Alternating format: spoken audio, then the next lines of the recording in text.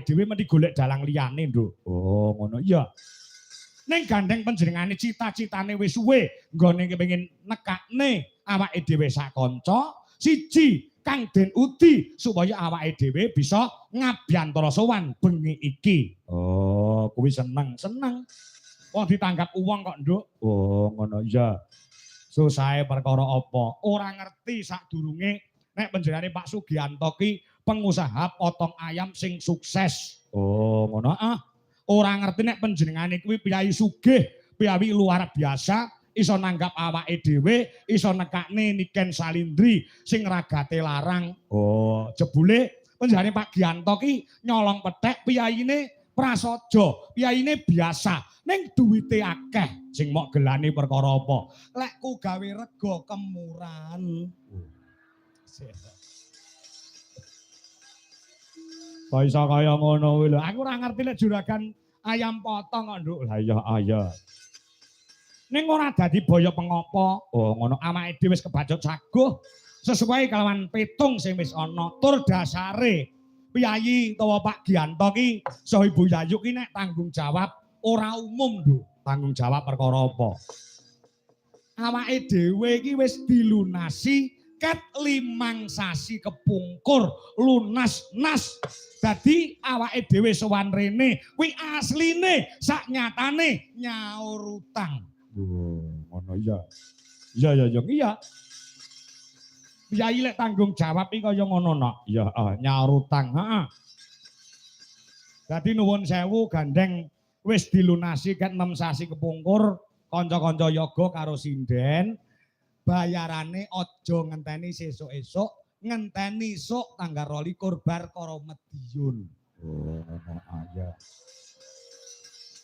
Bayarane dipending sithik ya. Oh, dipending sik. Heeh, mergo wis bacut entek tangge kulangan wayang dadi.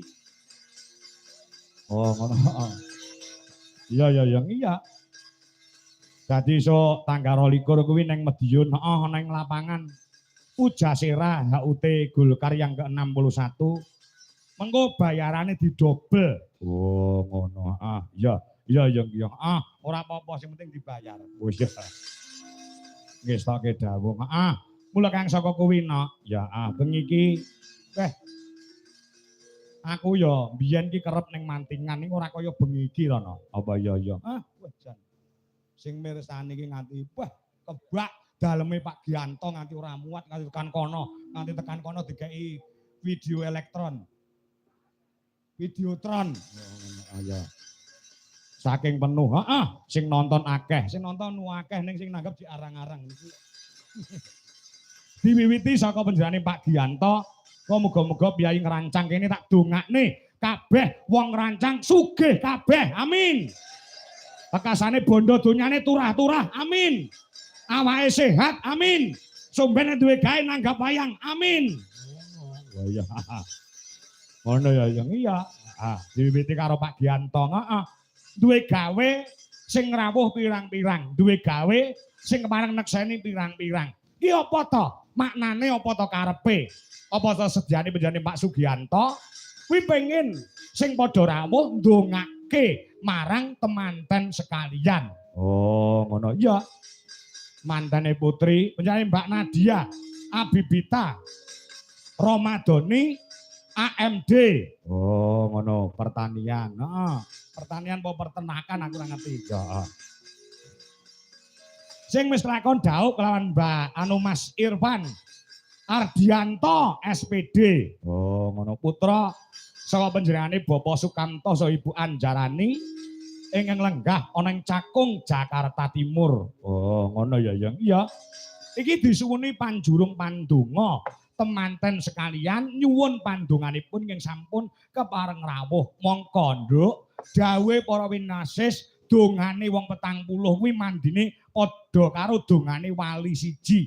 Mongko sing rawuh bengi iki ora trima atusan. Ewon ditambahi karo sing nonton ana ing live streaming YouTube. Ya. Muga-muga mujarab, muga-muga mandi anggone ndongakne marang temanten sekalian Mbak Nadia kelawan Mas Irfan. Ya, kanthi ndedonga nyuwun marang purbaning Gusti Kang Kawasa anggone bebrayan panjenengane Mbak Nadia saha Mas Irfan pinaring